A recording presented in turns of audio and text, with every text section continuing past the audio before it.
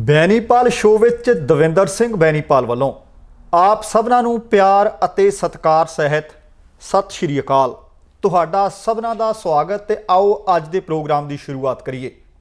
ਖਬਰਾਂ ਬਹੁਤ ਨੇ, ਕੋਸ਼ਿਸ਼ ਕਰਾਂਗਾ ਕਿ ਸੰਖੇਪ ਦੇ ਵਿੱਚ ਸਾਰੀਆਂ ਤੁਹਾਡੇ ਨਾਲ ਸਾਂਝੀਆਂ ਕਰ ਲਵਾਂ। ਨਿਊਜ਼ੀਲੈਂਡ ਦੇ ਵਿੱਚੋਂ ਖਬਰ ਮਿਲ ਰਹੀ ਹੈ ਕਿ ਇੱਕ ਪ੍ਰਿਯੰਕਾ ਨਾਂ ਦੀ ਭਾਰਤੀ ਮੂਲ ਦੀ ਔਰਤ ਨੇ ਇਤਿਹਾਸ ਸਿਰਜ ਦਿੱਤਾ ਹੈ ਤੇ ਕਿਸਾਨ ਜਥੇਬੰਦੀਆਂ ਆਮੋ ਸਾਹਮਣੇ ਹੋ ਗਈਆਂ ਨੇ ਤੇ ਹੁਣ ਦਿੱਲੀ ਸਰਕਾਰ ਨੂੰ ਇੱਕ ਚੇਤਾਵਨੀ ਦਿੱਤੀ ਹੈ ਤੇ ਉਧਰ ਪੰਜਾਬ ਸਰਕਾਰ ਨੇ ਕਿਸਾਨ ਜਥੇਬੰਦੀਆਂ ਨੂੰ ਗੱਲਬਾਤ ਦਾ ਸੱਦਾ ਦਿੱਤਾ ਹੈ। 4 ਸੂਬੇ ਨੇ ਜਿਨ੍ਹਾਂ ਦੇ ਉੱਤੇ ਨਜ਼ਰਾਂ ਟਿੱਕੀਆਂ ਹੋਈਆਂ ਨੇ, ਰਿਪਬਲਿਕਨ ਦੀਆਂ ਵੀ ਅਤੇ ਡੈਮੋਕ੍ਰੇਟਸ ਦੀਆਂ। ਜਿਹੜਾ ਸਰਵੇ ਆਇਆ ਉਹਨੇ ਸ਼ਾਇਦ ਕਈਆਂ ਦੀ ਨੀਂਦ ਹਰਾਮ ਕੀਤੀ ਹੋਣੀ ਹੈ। ਮੈਕਸੀਕੋ ਦੇ ਵਿੱਚ ਰਾਸ਼ਟਰਪਤੀ ਟਰੰਪ ਦੇ ਖਿਲਾਫ ਰੋਸ ਮੁਜ਼ਾਹਰੇ ਹੋ ਰਹੇ ਨੇ ਤੇ ਨਾਲ ਇੱਕ ਚੋਣ ਰੈਲੀ ਵਿੱਚ ਰਾਸ਼ਟਰਪਤੀ ਟਰੰਪ ਨੇ ਇੱਕ ਸੰਕੇਤ ਦਿੱਤਾ ਕਿ ਡਾਕਟਰ ਫੌਚੀ ਨੂੰ ਬਰਖਾਸਤ ਕਰ ਸਕਦੇ ਹਾਂ। ਕਾਬਲ ਯੂਨੀਵਰਸਿਟੀ ਦੇ ਵਿੱਚ ਅੱਤਵਾਦੀ ਹਮਲਾ ਹੋਇਆ। ਯੂਨਾਨ ਦੇ ਵਿੱਚੋਂ ਤੁਹਾਨੂੰ ਦੱਸਿਆ ਸੀ ਤੁਰਕੀ ਦੇ ਵਿੱਚ ਇੱਕ ਭੁਚਾਲ ਆਉਣ ਤੋਂ ਬਾਅਦ ਲਗਾਤਾਰ ਮੌਤਾਂ ਦੀ ਗਿਣਤੀ ਵੱਧ ਰਹੀ ਸੀ। 3 ਦਿਨਾਂ ਤੋਂ ਬਾਅਦ ਮਲਬੇ ਦੇ ਹੇਠੋਂ 2 ਬੱਚੀਆਂ ਜਿੰਦਾ ਨਿਕਲੀਆਂ ਨੇ। ਦੱਖਣੀ ਕੋਰੀਆ ਦੇ ਸਾਬਕਾ ਰਾਸ਼ਟਰਪਤੀ ਜੇਲ੍ਹ ਭੇਜ ਦਿੱਤੇ ਗਏ ਆ ਤੇ ਸਾਰੀਆਂ ਖਬਰਾਂ ਦੇ ਉੱਤੇ ਗੱਲਬਾਤ ਕਰਾਂਗੇ। ਆਓ ਇਹਨਾਂ ਸਾਰੀਆਂ ਖਬਰਾਂ ਦੇ ਉੱਤੇ ਤਫਸੀਲ ਦੇ ਨਾਲ ਗੱਲਬਾਤ ਕਰੀਏ। ਸਭ ਤੋਂ ਪਹਿਲੀ ਖਬਰ, ਪ੍ਰਿਯੰਕਾ ਰਾਧਾ ਕ੍ਰਿਸ਼ਨਨ ਭਾਰਤੀ ਮੂਲ ਦੀ ਔਰਤ ਹੈ। ਨਿਊਜ਼ੀਲੈਂਡ ਦੇ ਵਿੱਚ ਇਸ ਔਰਤ ਨੇ ਇਤਿਹਾਸ ਸਿਰਜਿਆ ਤੇ ਨਿਊਜ਼ੀਲੈਂਡ ਦੇ ਵਿੱਚ ਮੰਤਰੀ ਦੇ ਅਹੁਦੇ ਤੇ ਨਿਯੁਕਤ ਹੋਣ ਵਾਲੀ ਭਾਰਤੀ ਮੂਲ ਦੀ ਇਹ ਪਹਿਲੀ ਔਰਤ ਹੈ। ਨਿਊਜ਼ੀਲੈਂਡ ਦੀ ਪ੍ਰਧਾਨ ਮੰਤਰੀ ਜੈਸਿੰਡਾ ਆਰਡਨ ਨੇ ਅੱਜ ਆਪਣੀ ਕੈਬਨਿਟ ਦੇ ਵਿੱਚ 5 ਨਵੇਂ ਮੰਤਰੀਆਂ ਨੂੰ ਸ਼ਾਮਲ ਕੀਤਾ, ਕਿਉਂਕਿ ਪਿਛਲੀ ਟੀਮ ਉਹਨਾਂ ਨੇ ਕਿਹਾ ਸੀ ਮੈਂ ਸਾਰੀ ਰੱਖਣੀ ਹੈ, ਪਰ ਆ 5 ਜਿਹੜੇ ਨਵੇਂ ਨਾਮ ਸ਼ਾਮਲ ਕੀਤੇ ਗਏ ਹੈ ਉਹਨਾਂ ਵਿੱਚ ਪ੍ਰਿਯੰਕਾ ਦਾ ਨਾਮ ਵੀ ਸ਼ਾਮਲ ਹੈ। ਪ੍ਰਿਯੰਕਾ ਭਾਰਤ ਦੇ ਕੇਰਲ ਵਿੱਚ ਪੈਦਾ ਹੋਈ ਸੀ ਅਤੇ 41 ਵਰ੍ਹਿਆਂ ਦੀ ਇਹਨਾਂ ਦੀ ਉਮਰ ਹੈ।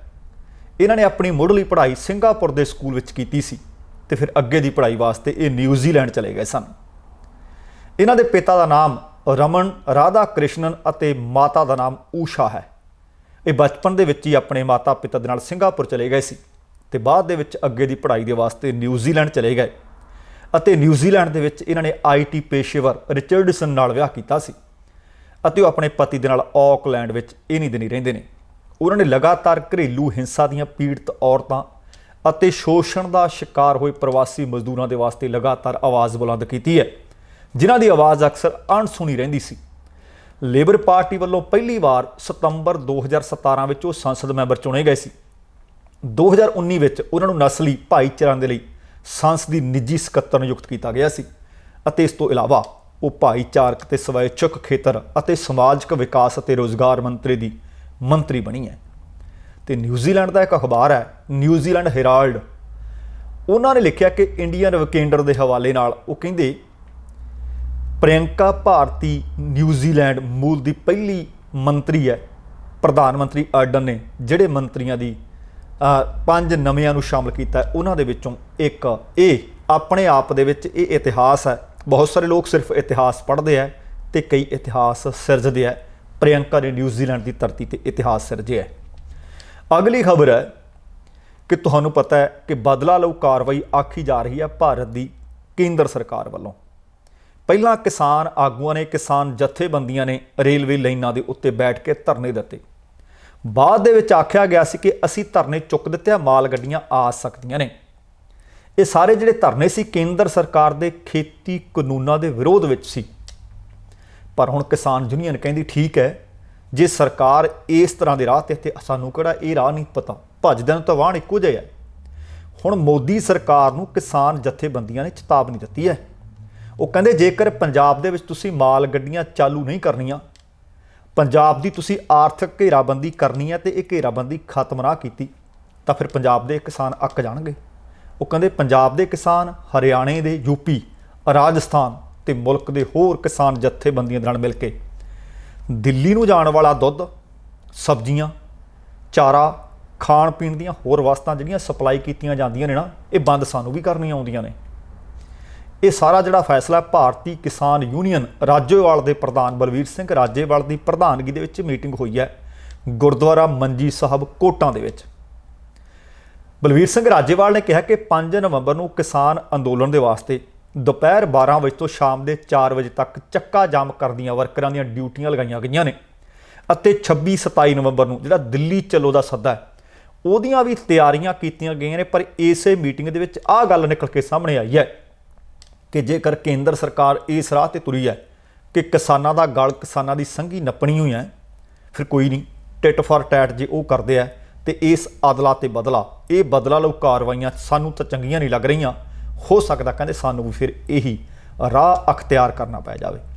ਜਦੋਂ ਹੁਣ ਇੱਧਰੋਂ ਕਿਸਾਨ ਜਥੇਬੰਦੀਆਂ ਆਪਣਾ ਸੁਰ ਤਿੱਖਾ ਕਰ ਰਹੀਆਂ ਨੇ ਤੇ ਜਾਣਕਾਰੀ ਮਿਲ ਰਹੀ ਹੈ ਕਿ ਪੰਜਾਬ ਸਰਕਾਰ ਨੇ ਕੇਂਦਰ ਸਰਕਾਰ ਵੱਲੋਂ ਤਿੰਨੇ ਖੇਤੀਬਾੜੀ ਸੰਬੰਧੀ ਕਾਨੂੰਨ ਪਾਸ ਕਰਨ ਤੋਂ ਬਾਅਦ ਕਿਸਾਨ ਜਥੇਬੰਦੀਆਂ ਜਿਹੜੀਆਂ ਰੇਲ ਰੋਕੋ ਅੰਦੋਲਨ ਦੇ ਰਾਹ 'ਤੇ ਨੇ, ਆਰਥਿਕਤਾ 'ਤੇ ਬੁਰਾ ਅਸਰ ਪੈ ਰਿਹਾ। ਇਹਦੇ ਉੱਤੇ ਵਿਚਾਰ ਵਟਾਂਦਰਾ ਕਰਨ ਦੇ ਵਾਸਤੇ ਪੰਜਾਬ ਸਰਕਾਰ ਵੱਲੋਂ ਪੰਜਾਬ ਦੀਆਂ 31 ਕਿਸਾਨ ਜਥੇਬੰਦੀਆਂ ਨੂੰ ਗੱਲਬਾਤ ਦਾ ਸੱਦਾ ਦਿੱਤਾ ਹੈ। ਜਿਹੜੀ ਜਾਣਕਾਰੀ ਮਿਲੀ ਆ ਉਸ ਦੇ ਮੁਤਾਬਕ ਡਾਇਰੈਕਟਰ ਖੇਤੀਬਾੜੀ ਅਤੇ ਕਿਸਾਨ ਭਲਾਈ ਵਿਭਾਗ ਪੰਜਾਬ ਵੱਲੋਂ ਕਿਸਾਨ ਜਥੇਬੰਦੀਆਂ ਨੂੰ 4 ਨਵੰਬਰ ਨੂੰ ਸਵੇਰੇ 11 ਵਜੇ ਚੰਡੀਗੜ੍ਹ ਪੁੱਜਣ ਵਾਸਤੇ ਬੇਨਤੀ ਕੀਤੀ ਗਈ ਹੈ। ਉਹ ਕਹਿੰਦੇ ਇਹ ਅਤੀ ਜ਼ਰੂਰੀ ਹੈ, ਬੜਾ ਲਾਜ਼ਮੀ ਹੈ।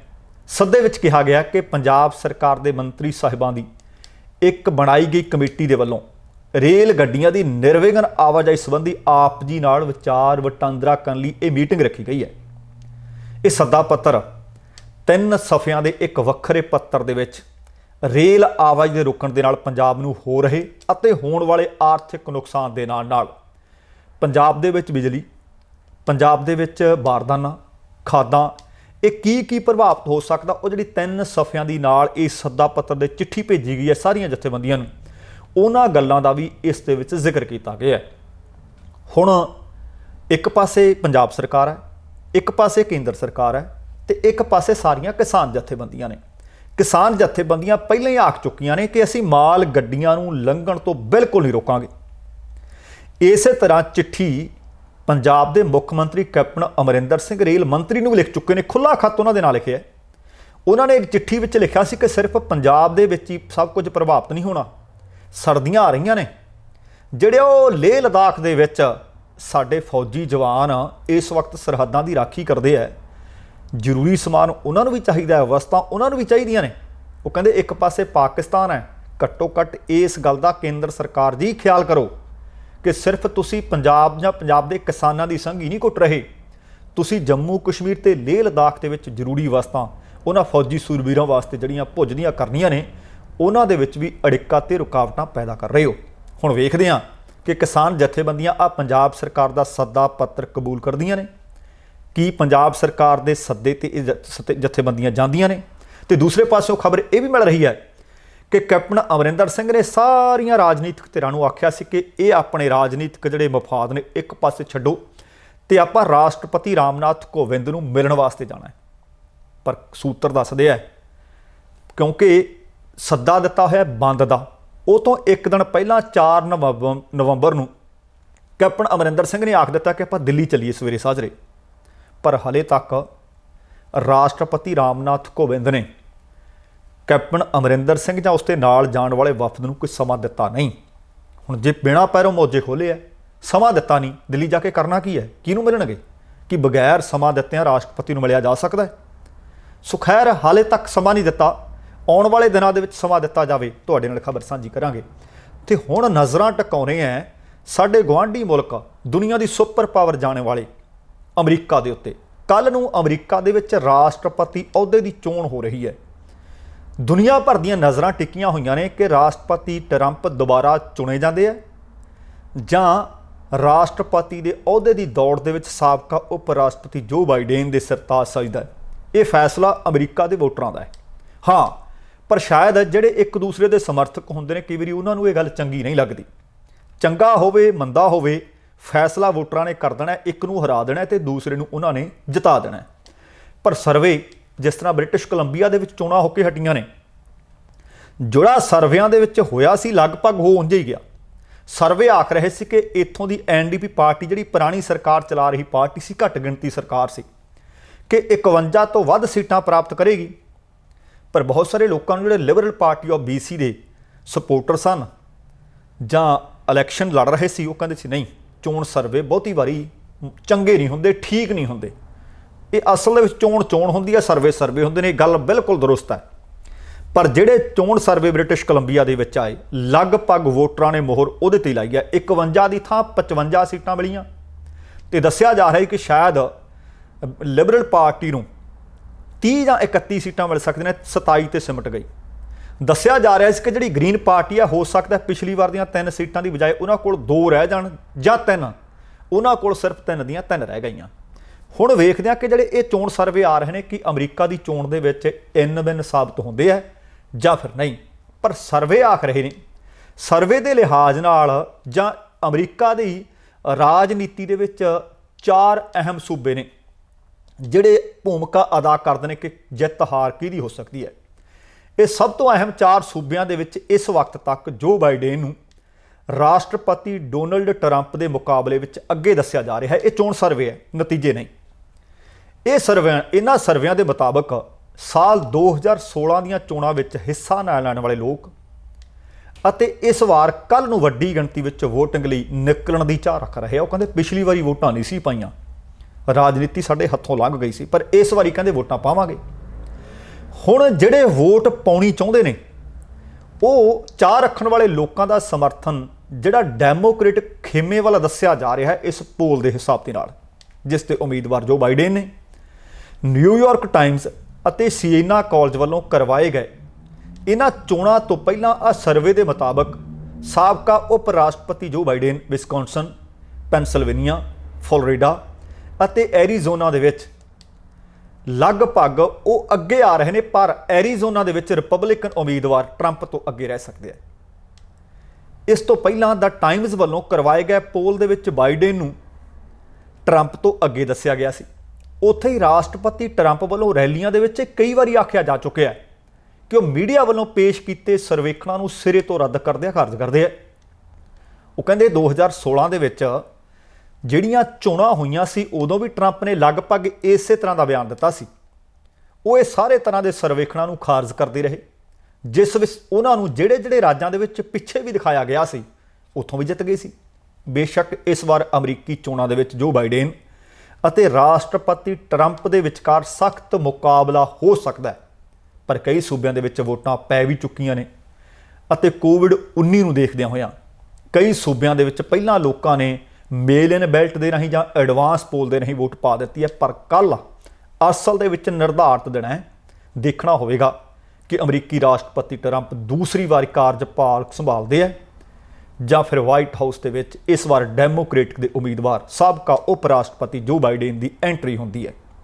ਕਿਉਂਕਿ ਇਹ ਸਿਰਫ ਸਰਵੇ ਹੈ, ਚੋਣਾਂ ਦੇ ਵਿੱਚ ਨਤੀਜਾ ਕੀ ਆਉਂਦਾ ਇਹ ਕਿਸੇ ਨੂੰ ਹਾਲੇ ਪਤਾ ਨਹੀਂ। ਇਹ ਅਮਰੀਕਾ ਦੇ ਵੋਟਰਾਂ ਦੇ ਹੱਥ ਫੈਸਲਾ ਹੈ। ਪਰ ਰਾਸ਼ਟਰਪਤੀ ਅਹੁਦੇ ਦੀ ਦੌੜ ਦੇ ਵਿੱਚ ਦੋਵੇਂ ਉਮੀਦਵਾਰ ਆਪੋ ਆਪਣੀ ਜਿੱਤ ਦੇ ਦਾਅਵੇ ਕਰ ਰਹੇ ਹੈ। ਅਗਲੀ ਖਬਰ ਵੀ ਲਗਭਗ ਰਾਸ਼ਟਰਪਤੀ ਚੋਣਾਂ ਦੇ ਨਾਲ ਸੰਬੰਧਿਤ ਹੀ ਹੈ। ਹੁਣ ਅਮਰੀਕਾ ਦੇ ਵਿੱਚ ਰਾਸ਼ਟਰਪਤੀ ਕਿਹੜਾ ਚੁਣਿਆ ਜਾਣਾ ਤੇ ਕਿਹਨੇ ਹਾਰ ਜਾਣਾ ਹੈ, ਲਗਭਗ ਕੁਝ ਘੰਟਿਆਂ ਦਾ ਟਾਈਮ ਫਰੇਮ ਰਹਿ ਗਿਆ। ਪਰ ਜਾਣਕਾਰੀ ਮਿਲ ਰਹੀ ਹੈ ਕਿ ਰਾਸ਼ਟਰਪਤੀ ਟਰੰਪ ਦੇ ਖਿਲਾਫ ਰੋਸ ਮੁਜ਼ਾਹਰੇ ਵਧੇ ਹੈ। ਆ ਤਾਜ਼ਾ ਮਾਮਲਾ ਮੈਕਸੀਕੋ ਦੇ ਵਿੱਚੋਂ ਸਾਹਮਣੇ ਆਇਆ। ਮੈਕਸੀਕੋ ਦੇ ਵਿੱਚ ਰਾਸ਼ਟਰਪਤੀ ਟਰੰਪ ਦੇ ਖਿਲਾਫ ਜੰਮ ਕੇ ਰੋਸ ਮੁਜ਼ਾਹਰਾ ਕੀਤਾ ਗਿਆ। ਪ੍ਰਦਰਸ਼ਨਕਾਰੀਆਂ ਨੇ ਟਰੰਪ ਦਾ ਪੁਤਲਾ ਵੀ ਸਾੜਿਆ। ਇਸ ਦੌਰਾਨ ਟਰੰਪ ਦੀ ਮਾਈਗ੍ਰੇਸ਼ਨ ਪਾਲਿਸੀ ਖਿਲਾਫ ਰੱਜ ਕੇ ਗੁੱਸਾ ਵੀ ਕੱਢਿਆ। ਪ੍ਰਦਰਸ਼ਨਕਾਰੀਆਂ ਨੇ ਅਮਰੀਕੀਆਂ ਤੋਂ ਰਾਸ਼ਟਰਪਤੀ ਚੋਣਾਂ ਵਿੱਚ ਇੱਕ ਪਾਲਿਸੀ ਖਿਲਾਫ ਵੋਟ ਕਰਨ ਲਈ ਅਪੀਲ ਵੀ ਕੀਤੀ ਹੈ। ਉਹਨਾਂ ਕਿਹਾ ਕਿ ਤਿਜਵਾਨਾ ਤੋਂ ਸਮੁੰਦਰ ਤੱਟ ਤੱਕ ਮਾਰਚ ਕੱਢਣ ਵਾਲੇ ਪ੍ਰਦਰਸ਼ਨਕਾਰੀ ਆਖ ਰਹੇ ਸੀ ਕਿ ਰਾਸ਼ਟਰਪਤੀ ਟਰੰਪ ਦੀ ਜਿਹੜੀ ਸਰਹੱਦ ਵਾਲੀ ਨੀਤੀ ਹੈ ਨਾ, ਬਾਰਡਰ ਦੀ ਨੀਤੀ ਹੈ, ਇਹ ਸਾਨੂੰ ਮਨਜ਼ੂਰ ਨਹੀਂ। ਇਸ ਤੋਂ ਬਾਅਦ ਪੁਤਲਾ ਸਾੜਿਆ ਗਿਆ। ਮੈਕਸੀਕਨ ਅਮਰੀਕੀ ਮੂਲ ਦੇ ਹੀਗੋ ਕਾਸਟਰੋ ਨੇ ਆਖਿਆ ਕਿ ਅਸੀਂ ਲੋਕਾਂ ਨੂੰ ਟਰੰਪ ਦੇ ਖਿਲਾਫ ਅਤੇ ਇੱਕ ਚੰਗੇ ਉਮੀਦਵਾਰ ਦੇ ਹੱਕ ਦੇ ਵਿੱਚ ਵੋਟ ਪਾਉਣ ਦੀ ਅਪੀਲ ਕਰ ਰਹੇ ਹਾਂ। ਉਹ ਕੌਣ ਹੈ? ਉਹ ਜੋ ਬਾਈਡਨ ਨੇ। ਕਹਿੰਦੇ ਜੋ ਬਾਈਡਨ ਨੇ ਸਾਨੂੰ ਮਾਈਗ੍ਰੇਸ਼ਨ ਪਾਲਿਸੀ ਦੇ ਵਿੱਚ ਸੁਧਾਰ ਕਰਨ ਦਾ ਵਾਅਦਾ ਕੀਤਾ ਹੈ। ਡੋਨਲਡ ਟਰੰਪ ਅਤੇ ਡੈਮੋਕ੍ਰੇਟਿਕ ਬਾਈਡਨ ਵਿਚਕਾਰ ਇਸ ਮੁੱਦੇ ਤੇ ਕਾਫੀ ਚਰਚਾ ਚੱਲੀ ਹੈ। ਰਾਸ਼ਟਰਪਤੀ ਟਰੰਪ ਮੈਕਸੀਕੋ ਤੋਂ ਗੈਰ ਕਾਨੂੰਨੀ ਮਾਈਗ੍ਰੇਸ਼ਨ ਰੋਕਣ ਦੇ ਵਾਅਦੇ ਕਰ ਰਹੇ ਹੈ। ਟਰੰਪ ਦਾ ਦੋਸ਼ ਹੈ ਕਿ ਗੈਰ ਕਾਨੂੰਨੀ ਮਾਈਗ੍ਰੇਸ਼ਨ ਦੇ ਜ਼ਰੀਏ ਬਲਾਤਕਾਰੀਏ, ਹੱਤਿਆਰੇ ਅਮਰੀਕਾ ਦੇ ਵਿੱਚ ਪਨਾਹ ਲੈਣ ਦੀ ਕੋਸ਼ਿਸ਼ ਕਰਦੇ ਆ। ਤੁਹਾਨੂੰ ਯਾਦ ਹੋਣਾ ਕਿ 2016 ਦੀ ਚੋਣ ਤੋਂ ਪਹਿਲਾਂ ਉਹਨਾਂ ਨੇ ਕਿਹਾ ਸੀ ਕਿ ਅਮਰੀਕਾ ਅਤੇ ਮੈਕਸੀਕੋ ਦੀ ਸਰਹੱਦ ਉੱਤੇ ਉਹ ਕੰਧ ਉਸਾਰ ਦੇਣਗੇ। ਹੁਣ ਪਤਾ ਨਹੀਂ ਕੰਧ ਉਸਾਰੀ ਆ ਜਾਂ ਨਹੀਂ। ਵਾਅਦੇ ਉਹਨਾਂ ਨੇ ਹੋਰ ਵੀ ਬਹੁਤ ਕੀਤੇ ਸੀ।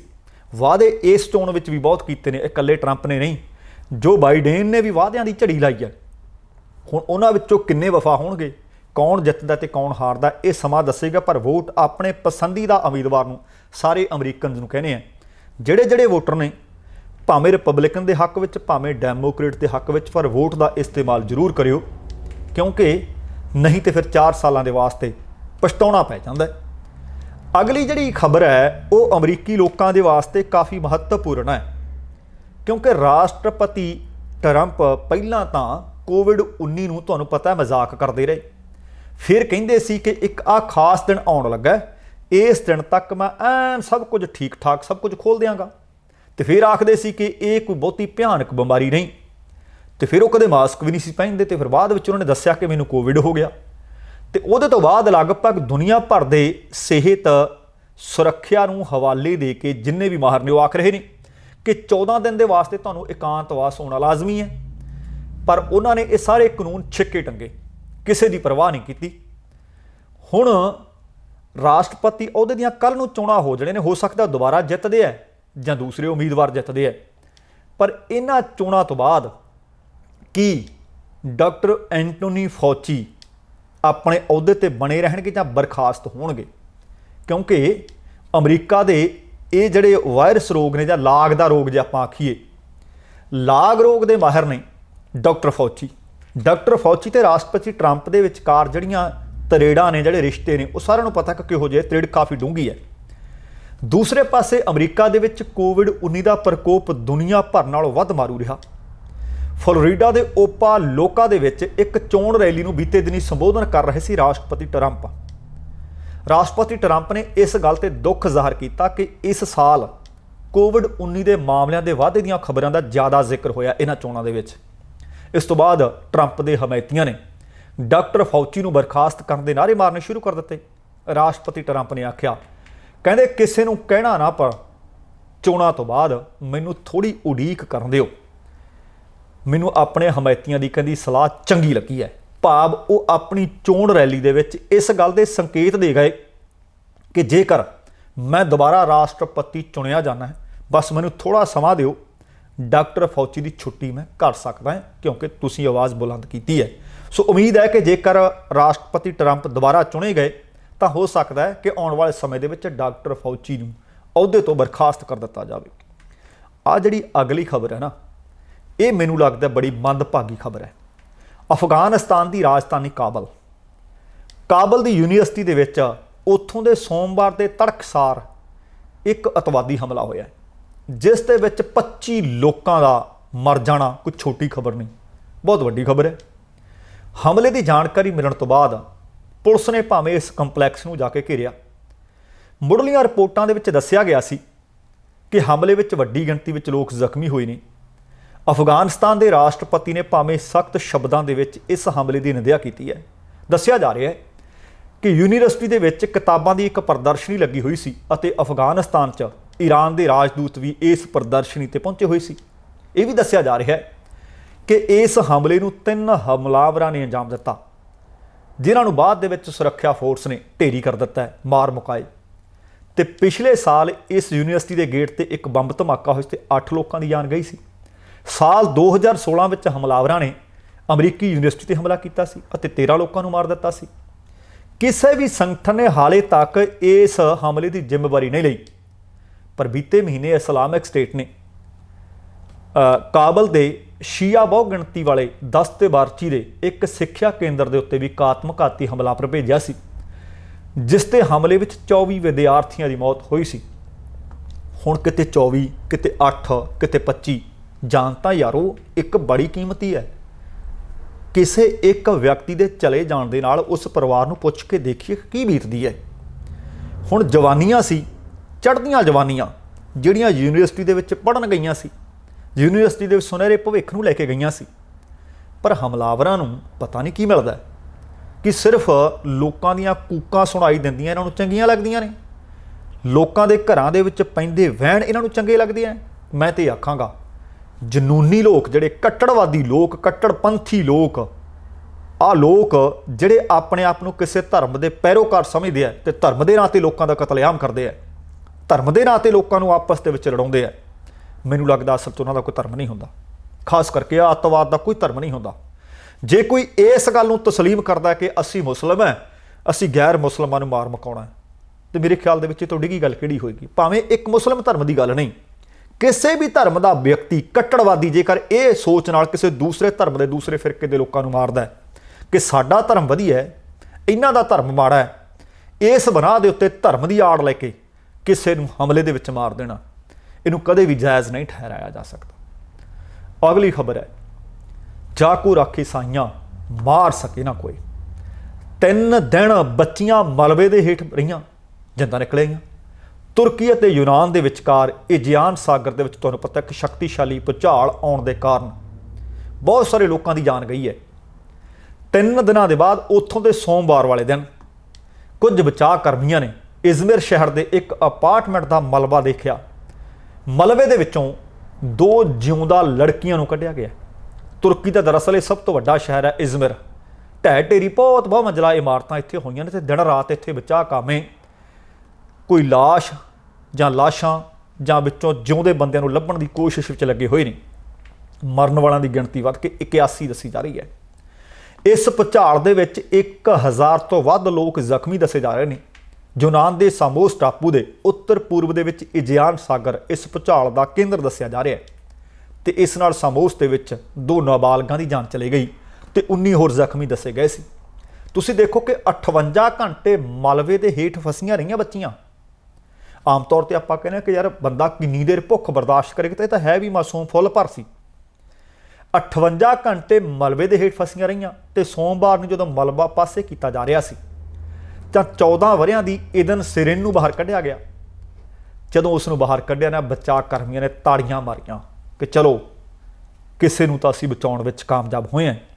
ਹਾਲਾਂਕਿ ਥੋੜ੍ਹੀ ਦੂਰ ਉਸ ਦੀ 8 ਵਰਿਆਂ ਦੀ ਇੱਕ ਹੋਰ ਭੈਣ ਸੀ, ਉਹਨੂੰ ਬਚਾਇਆ ਨਹੀਂ ਜਾ ਸਕਿਆ।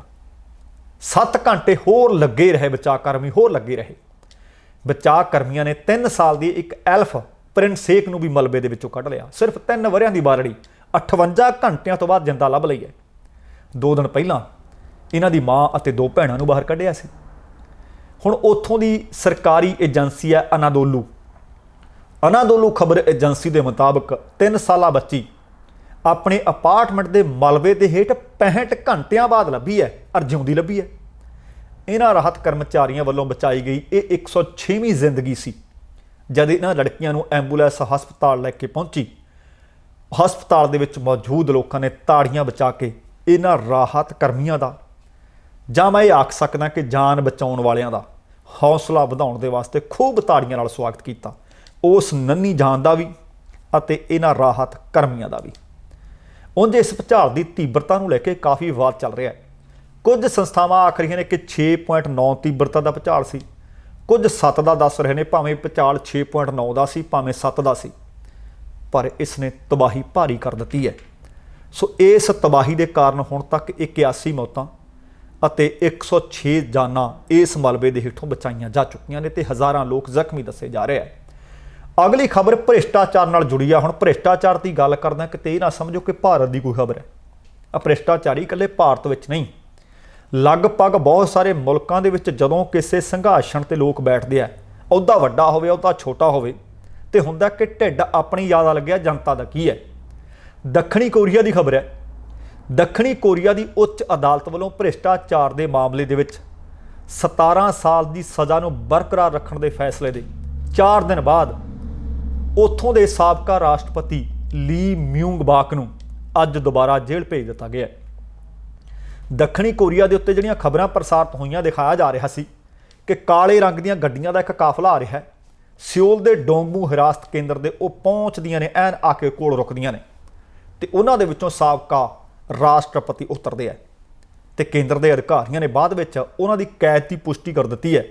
ਇਸ ਤੋਂ ਪਹਿਲਾਂ ਉੱਥੋਂ ਦੇ ਸੋਮਵਾਰ ਨੂੰ ਸਾਬਕਾ ਰਾਸ਼ਟਰਪਤੀ ਨੂੰ ਉਹਨਾਂ ਦੀ ਸਜ਼ਾ ਦੇ ਬਾਰੇ ਰਸਮੀ ਰੂਪ ਦੇ ਵਿੱਚ ਜਾਣਕਾਰੀ ਦੇਣ ਵਾਸਤੇ ਉਹਨਾਂ ਨੂੰ ਸਿਓਲ ਦੇ ਵਕੀਲਾਂ ਦੇ ਦਫ਼ਤਰ ਵਿੱਚ ਲਿਜਾਇਆ ਗਿਆ। 78 ਵਰਿਆਂ ਦਾ ਇਹ ਵਿਅਕਤੀ ਜਿਹੜਾ ਉੱਥੋਂ ਦਾ ਸਾਬਕਾ ਰਾਸ਼ਟਰਪਤੀ ਹੈ, ਜਾਣਕਾਰੀ ਦਿੱਤੀ ਜਾ ਰਹੀ ਹੈ ਕਿ ਸਾਲ 2008 ਤੋਂ ਲੈ ਕੇ ਸਾਲ 2013 ਦੇ ਦੌਰਾਨ ਜਦੋਂ ਇਹ ਰਾਸ਼ਟਰਪਤੀ ਸੀ, ਉਸ ਤੋਂ ਪਹਿਲਾਂ ਸੈਮਸੰਗ ਸਮੇਤ ਵੱਡੇ ਉਦਯੋਗਪਤੀਆਂ ਤੋਂ ਇਸ ਬੰਦੇ ਨੇ ਰਿਸ਼ਵਤ ਲਈ, ਪੈਸਿਆਂ ਦੀ ਹੇਰਾਫੇਰੀ ਰੱਜ ਕੇ ਕੀਤੀ। ਤੇ ਇਸ ਹੇਰਾਫੇਰੀ ਅਤੇ ਭ੍ਰਿਸ਼ਟਾਚਾਰ ਦੇ ਦੋਸ਼ ਦੇ ਕਾਰਨ ਇਸ ਨੂੰ ਦੋਸ਼ੀ ਠਹਿਰਾ ਦਿੱਤਾ ਗਿਆ ਸੀ। ਪਹਿਲਾਂ ਅਦਾਲਤ ਨੇ ਸਾਬਕਾ ਰਾਸ਼ਟਰਪਤੀ ਜਿਹੜੇ ਇਹ ਨੇ ਇਹਨਾਂ ਨੂੰ 15 ਸਾਲ ਦੀ ਸਜ਼ਾ ਸੁਣਾਈ ਸੀ, ਪਰ ਬਾਅਦ ਵਿੱਚ ਕੁਝ ਮਹੀਨਿਆਂ ਤੋਂ ਉਹਨਾਂ ਨੂੰ ਜ਼ਮਾਨਤ ਦੇ ਦਿੱਤੀ ਗਈ ਤੇ ਇਸ ਤੋਂ ਬਾਅਦ ਤੁਸੀਂ ਦੇਖੋ ਕਿ ਇੱਕ ਅਪੀਲ ਕਰ ਦਿੱਤੀ। ਅਪੀਲ ਇਸ ਕਰਕੇ ਕੀਤੀ ਜਾਂਦੀ ਹੈ ਕਿ ਜਾਂ ਮੇਰੀ ਸਜ਼ਾ ਘਟ ਜਾਵੇ ਜਾਂ ਮੈਨੂੰ ਬਰੀ ਕਰ ਦਿੱਤਾ ਜਾਵੇ, ਪਰ ਅਪੀਲੀ ਅਦਾਲਤ ਵੱਲੋਂ ਜ਼ਮਾਨਤੀ ਰੱਦ ਨਹੀਂ ਕੀਤੀ ਗਈ। 15 ਸਾਲ ਦੀ ਸਜ਼ਾ ਨੂੰ ਵਧਾ ਕੇ 17 ਸਾਲ ਕਰ ਦਿੱਤਾ ਗਿਆ। ਸੋ ਹੁਣ ਦੁਬਾਰਾ ਉਹਨਾਂ ਨੂੰ ਮੁੜ ਤੋਂ ਜੇਲ੍ਹ ਭੇਜ ਦਿੱਤਾ ਗਿਆ ਤੇ ਹੁਣ 17 ਸਾਲ ਜਿਹੜੀ ਸਜ਼ਾ ਸੀ ਉਹ ਬਰਕਰਾਰ ਰੱਖ ਦਿੱਤੀ ਗਈ ਹੈ। ਸੋ ਦੋਸਤੋ, ਇਹ ਸਨ ਅੱਜ ਦੀਆਂ ਕੁਝ ਖਬਰਾਂ। ਉਮੀਦ ਹੈ ਕਿ ਤੁਹਾਨੂੰ ਸਾਡਾ ਅੱਜ ਦਾ ਇਹ ਪ੍ਰੋਗਰਾਮ ਚੰਗਾ ਲੱਗਿਆ ਹੋਵੇਗਾ। ਸੋ ਜੇਕਰ ਪ੍ਰੋਗਰਾਮ ਚੰਗਾ ਲੱਗਿਆ ਤਾਂ ਕਿਰਪਾ ਕਰਕੇ ਲਾਈਕ ਤੇ ਸ਼ੇਅਰ ਕਰਨਾ ਨਾ ਭੁੱਲਿਓ ਅਤੇ ਇਹਦੇ ਨਾਲ ਕੱਲ ਰਾਸ਼ਟਰਪਤੀ ਕੌਣ ਬਣਦਾ ਤੇ ਕੌਣ ਹਾਰਦਾ ਤੁਹਾਡੇ ਨਾਲ ਜਾਣਕਾਰੀ ਲੈ ਕੇ ਸਾਂਝੀ ਹੋਵਾਂਗੇ। ਪਰ ਜਾਣ ਤੋਂ ਪਹਿਲਾਂ ਕਹਾਂਗਾ, ਜ਼ਿੰਦਗੀ ਜਿੰਦਾਦਿਲੀ ਦਾ ਨਾਮ ਹੈ। ਦਵਿੰਦਰ ਸਿੰਘ ਬੈਨੀਪਾਲ ਨੂੰ ਆਗਿਆ ਦਿਓ। ਸਤਿ ਸ਼੍ਰੀ ਅਕਾਲ। ਤੇਰਾ ਬਰਾਖਾ।